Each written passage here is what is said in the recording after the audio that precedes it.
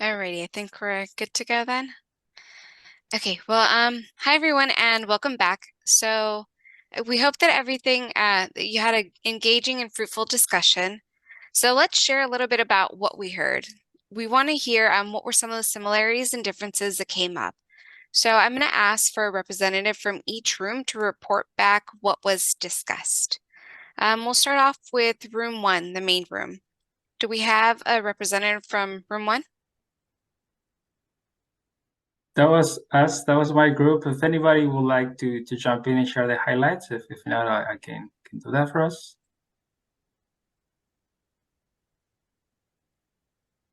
All right. So I'll just go ahead. We definitely had a very rich conversation. I'm not going to capture everything that was said, but I'll just try to hit on some of the highlights.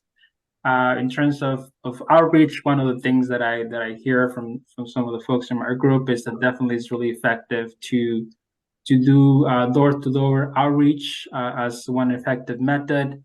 There was also some comments about the importance of working with health promoters or promotoras that are always out there in the community. So that's something that is always really valuable to have as a way of communicating. There were some suggestions about using television and radio as well. And one interesting idea and recommendation that we heard was about utilizing some kind of applications. It looks like some air districts have that kind of mechanism to communicate maybe about air quality or other issues in their respective regions. So maybe something else to explore as well. Um, let's see, jump to engagement and so yes, related to engagement, it also kind of touches on the last question about following through, so making sure that there's a lot of transparency and accessibility of different resources, and also when the community are providing feedback, making sure that the agencies have that easily accessible, whether that is through their website, easy to find information or comments that were provided. One really interesting recommendation was to maybe also think about how some of those comments are categorized, but also maybe divide them by counties, since different counties have different topics and maybe similar issues. So that's something else maybe to think about, or kind of taking a step further of synthesizing that information and connecting it to other maybe challenges experienced in the county. And just lastly, I'll add again to that follow through and best practices. So definitely making sure that there's transparency. And as Ms. Margaret was saying, try to understand what kind of processes are in place, and how maybe some of the things that learning about some of the limitations and what maybe something can be accomplished through that process as well. So those were some of the things that were shared in that group. And as I mentioned, I'm not able to capture all of that, but if others want to jump in and maybe share one or two highlights for them as well. If not, I'll pass it off to Victoria.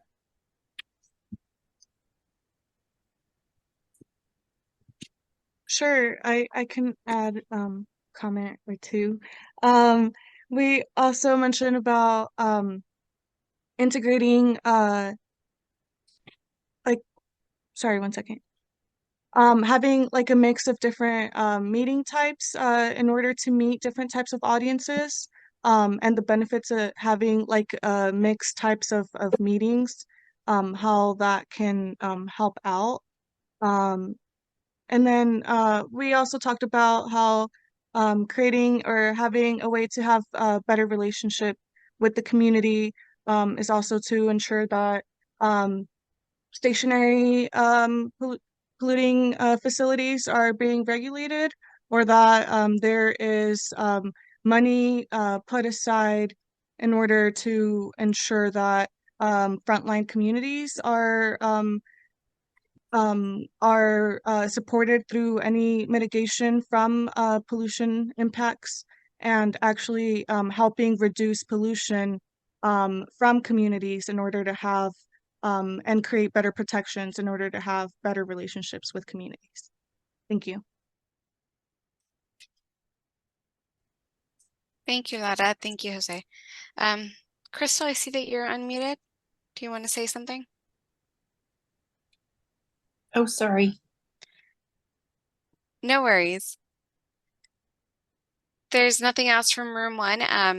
Can we get a representative from room 2 to share a little bit about what was discussed?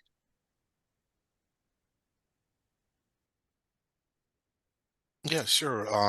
Does anyone from room 2 like to just share some feedback from our discussion? Okay.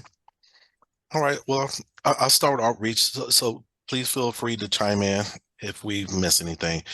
One of the comments that stood out, if we're using like social media, they would like to see alerts on like, Twitter or the different type of apps that can alert them regarding outreach meetings, of what's going on in particular.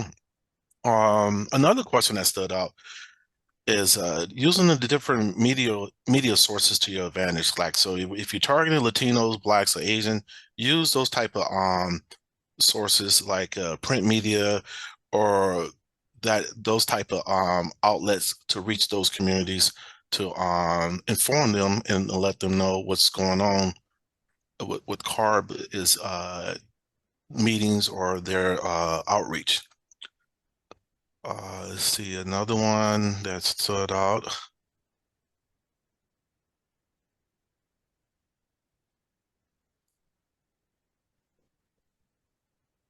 Oh, acronyms.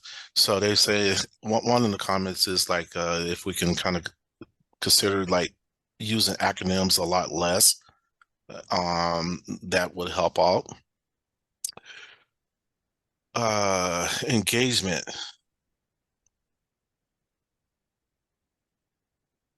I think we also heard, Aldo, about Mhm. partnering with trusted, known groups in a community instead of kind of recreating the wheel. Oh, thank you for that, Deidre. Go ahead, Deidre. Yeah, so we're both sharing this. I shouldn't have said anything.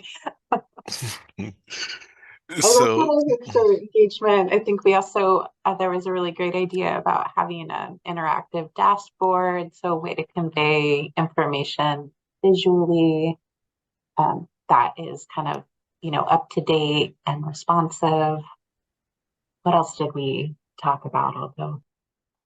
oh, that dashboard I like that because that shows pretty much like a report card. It just shows what's going on.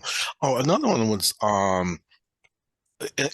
engage in notifying the community of what's positive that's going on. Say if one particular community, they reduce emissions of one of the pollutants by 1,000 metric tons, let them know, inform them to let them know that they're meeting the goals, they're meeting the targets, and emissions are being reduced. So that was brought up, and that to me, that was a big one.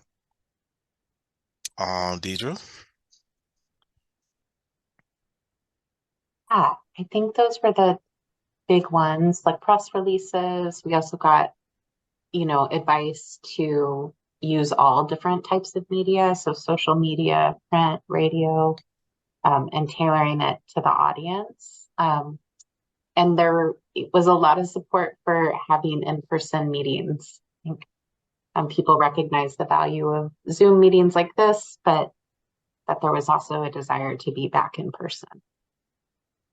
I think maybe that's it, unless there was something else from our group that folks wanted to add in.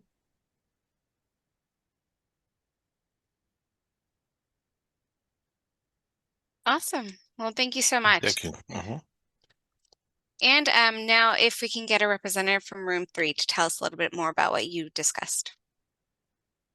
Yeah, so I can give a really high level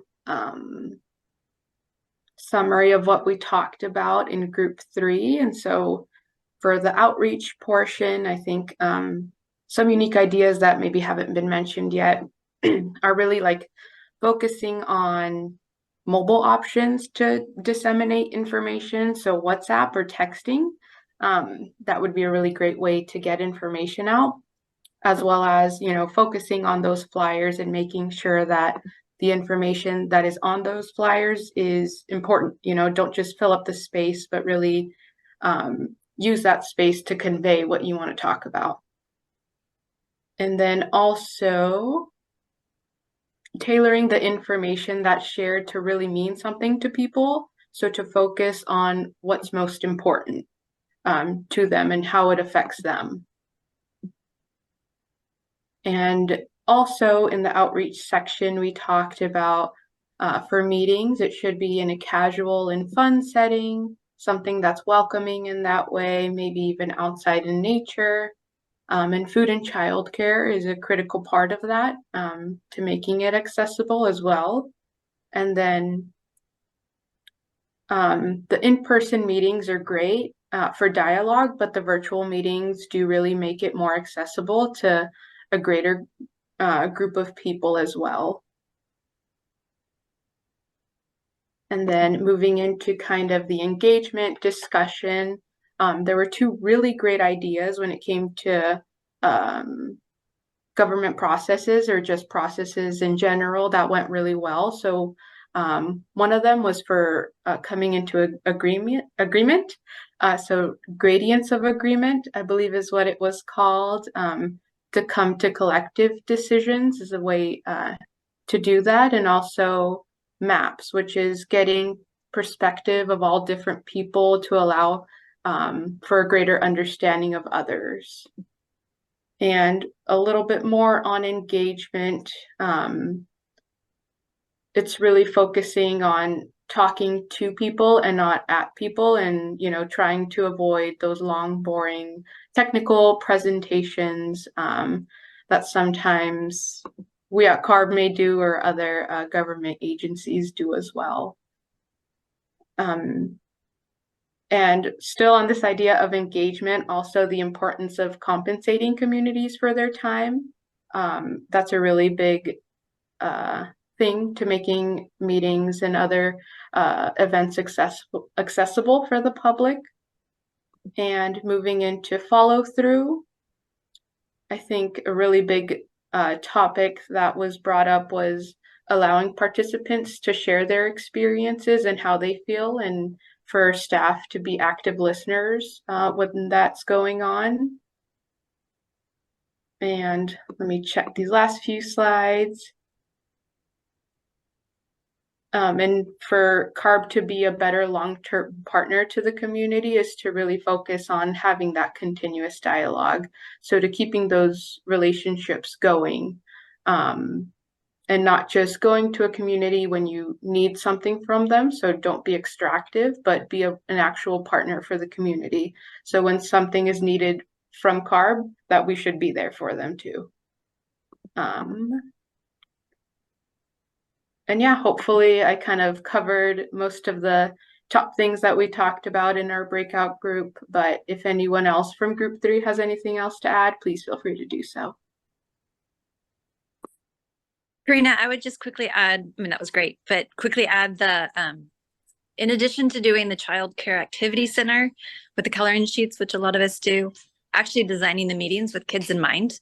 So there's kid interactive activities that are meaningful so they can participate and not just sit in the corner.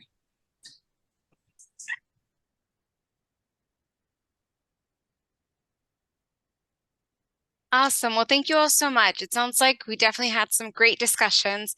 Definitely some trends that I'm hearing. So definitely trends that we heard throughout the various rooms. So we heard that we need to be mindful of how we present our information, whether it's videos, newsletters, one-pagers, so that the material is relatable, easy to read, and understandable. Just a little bit of background, I was like bouncing around from the different rooms, so I'm also adding on a little bit as to what it is that I heard. So in order to make stuff relatable, easy to read, and understandable, we need to use more visuals. We also need to be more straightforward with our use of language. And we heard that it's important to think big, leverage technological resources like apps, and expand how we're conducting our outreach in order to maximize our reach. I also noticed that a trend of having a game plan that's consistent, that consists of creating strong community partnerships that build on the capacity of community members. And that could be either through collaborations with existing community groups, local universities, or other government entities. We also heard that we need to provide the resources and capacities to make this happen. So whether it was incentive funding, whether it was compensating community members for their time, allocating sufficient time for discussion, clear transparency, or creating space for ongoing discussions.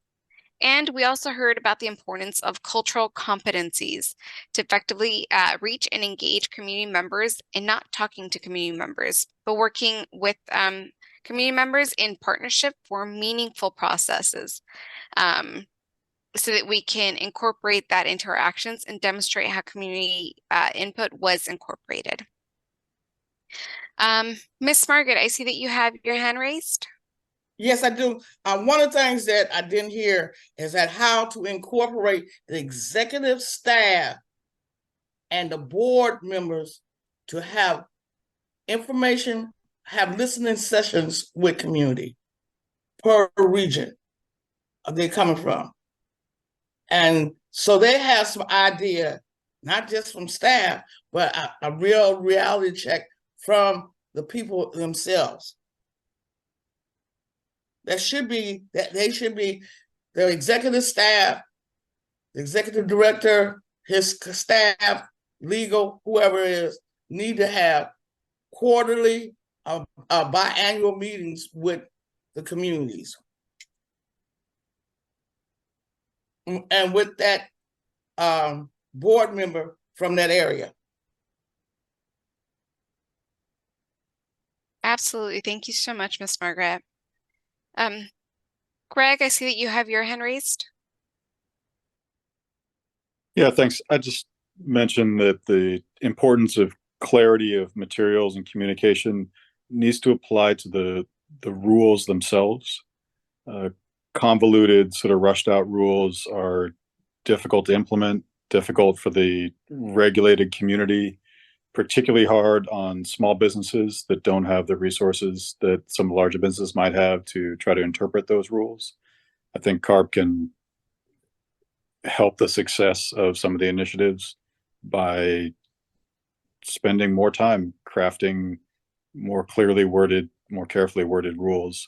I recognize there's an impetus to get some of these things out quickly and get them implemented, but spending a little more time to really fine tune that language will help not only people that are interested in the rule understand it, but those that are regulated implement and follow it.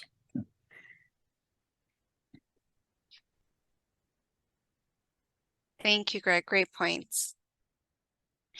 Anyone else like to chime in before we talk about next steps?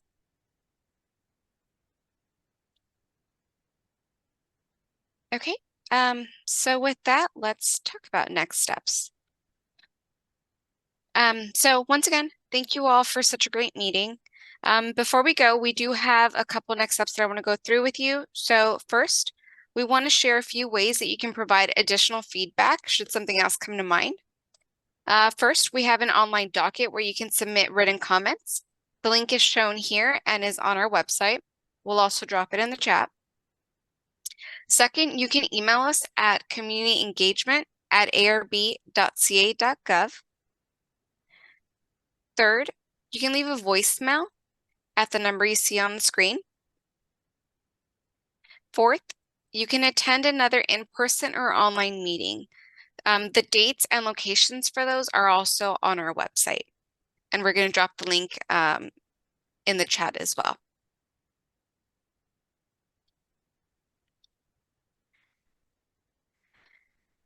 I have a quick question. Are you going to be report at each meeting that happened? Are you going to report out what happened from the previous meeting to the one as next?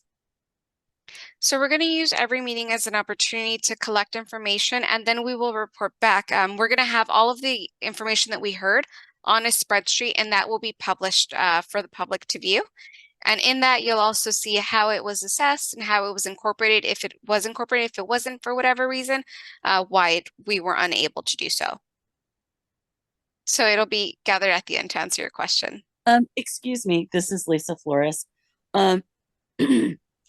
You've had several comments so far this evening in regards to this, how you synthesize the information. And I strongly recommend not putting it in a spreadsheet, but if you put it in a meeting of record, a cumulative meeting of record of all the input from every single meeting, what regions, what different regional differences there were as far as what those regions needed. And something that is simple to read, that if someone wanted a copy, you guys could actually just send it to them and they can put it on the shelf and say, hey, you know, keep you accountable years down the road going, this is what the community has said. So a spreadsheet is great, but a meeting of record is even better. I like that. Because on the spreadsheet, you got to keep running your head back and forth and up and down, trying to dissect what's being said. It's a little bit overwhelming. Noted. Thank you so much for that suggestion. Greg, I see you have your hand raised. Is that from earlier, or do you have something that you want to add on? Yep, that's from earlier. I'll lower it. Thanks. Okay. All right, just making sure. Okay. So more broadly, we're going to be holding public dialogues through January. We'll then use the feedback to revise the model. We'll meet with our community experts in spring to share the revised model that incorporated their feedback as well as feedback that we've gathered throughout the community dialogues. We hope to launch the model summer of 2024, and in the launch, we'll provide a summary of the comments, including the ones from this meeting and how they were addressed. Okay, next slide. All right, so 2 last items. First, we have an online and a paper survey that we would ask you all to fill out. It's going to help us understand how this meeting went and how we can improve for future events. And secondly, we're happy to stay for some time after to discuss this meeting or the model or any other further topics that you would like to discuss. So with that, thank you all so much for joining tonight. And we know that you're busy and we appreciate your time. And we really appreciate you being here with us. Thank you all. And please feel free to unmute, raise your hand so we can continue discussion.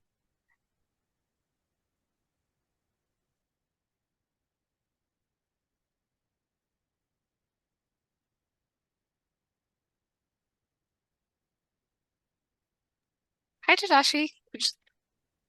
Right. I was going to leave, but just to one last question, which is CARB LCFS, this 2023 amendment on the credit. When is it going to kick in?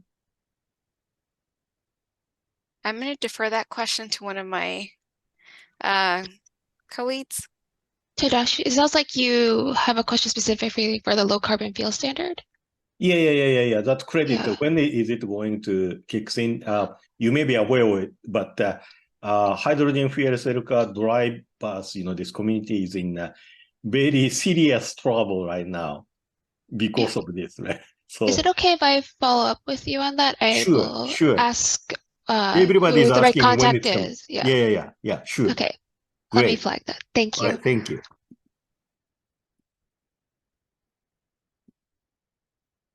Miss Margaret? I have 2 questions. 1, will there be an oversight body? 2, and what is the complaint process?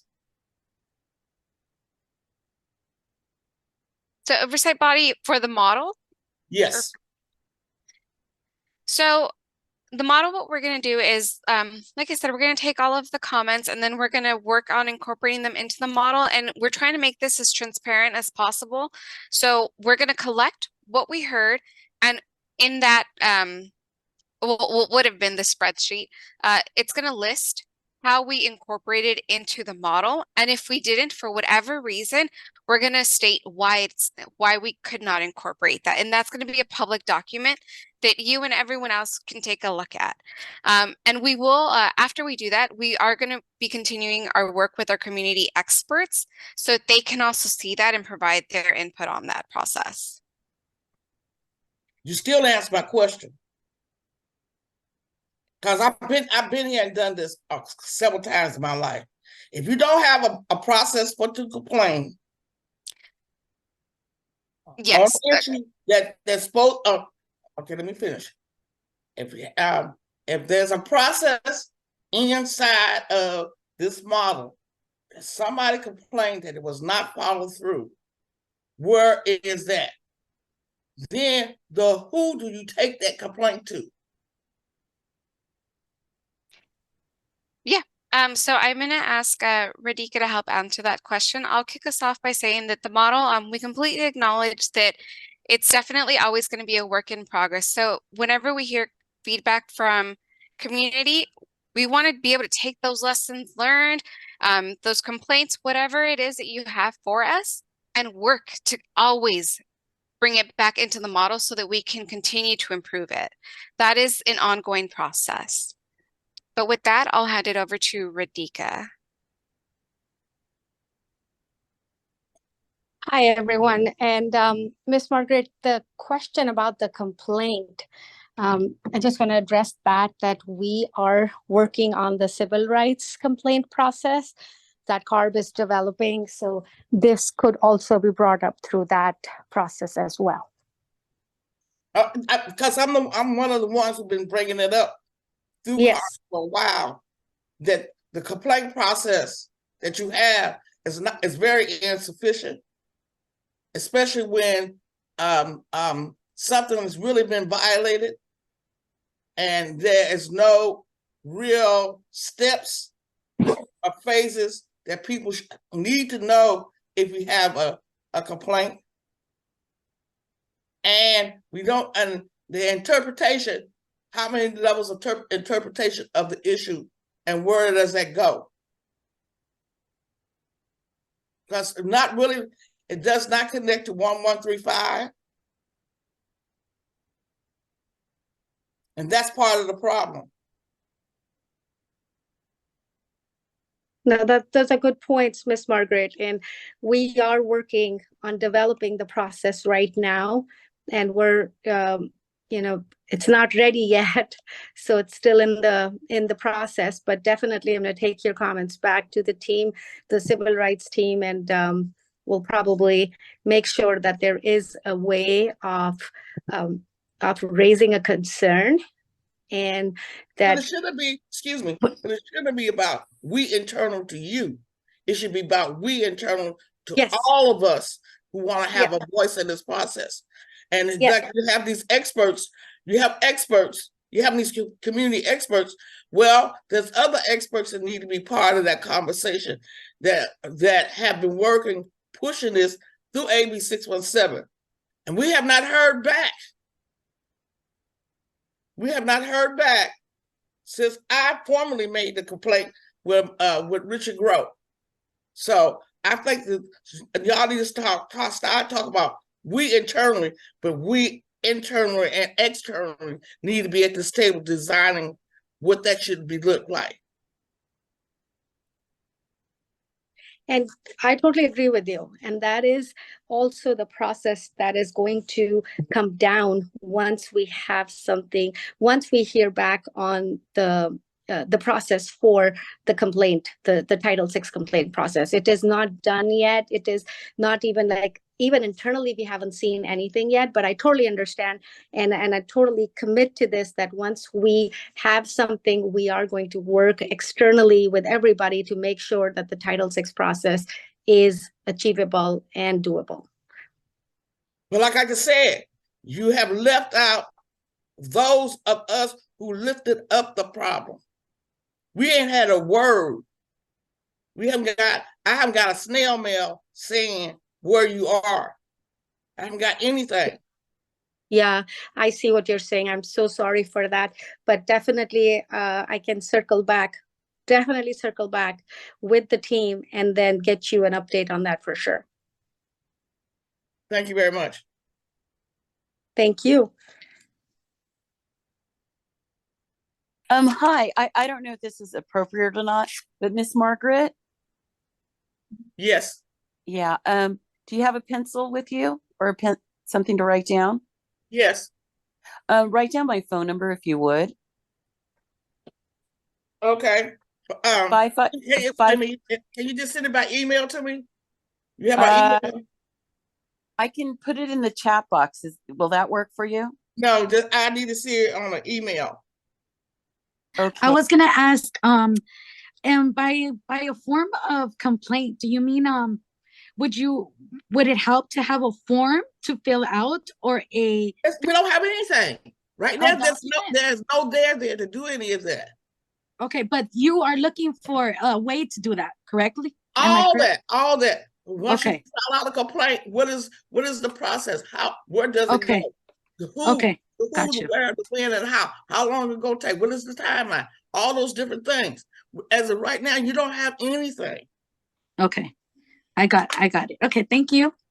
It sounds like she needs policy and procedure and best business practices. Right. Yeah. There's nothing Yeah, there. it goes from the basic.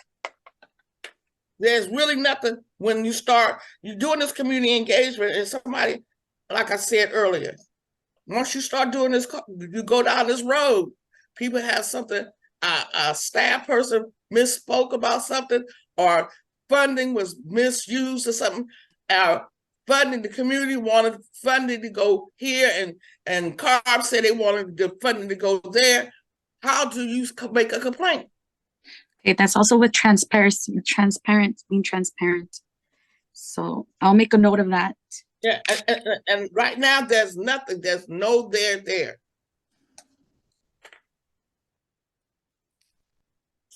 Just very quickly, Miss Margaret and Lisa will connect you. So this is Deidre McCarb. We'll connect you so you're not having to share your phone number or your email in a public venue. Okay. We'll do the work on the back I just side want to connect you. I just want, for my transparency, I just want to just use her as a touchstone with some questions I may have as we go along the process. That's all. Yeah, perfect. If nobody else on this call know who I am, Jose know how to find me. If you were in Fresno, you would probably know how to find me. Okay. Find me at the dog park. All right. So Well, anyway, say good night to everybody. Thank you Miss so much, Margaret. Miss Margaret. You're night. great. You're awesome. Miss Thank Margaret, it's been a joy. You're welcome. Thank you all so much, and this is going to be a continuing discussion. Are there any other questions or comments? I think Jasmine has her hand. When we send you an email, we so need sorry. a response. When we send you an email, we need a response back that you received the email and roughly an estimated time when we may hear back. I think sometimes emails either get lost in the Bermuda Triangle, but I had a federal agency contact me 2.5 years later, and they said, hey, we now have a response. That was actually a really good question. And I asked, what was my question? Because I wasn't, did it go in the Bermuda Triangle? Did they get it? What happened? Why did it take 2.5 years for me to hear about it?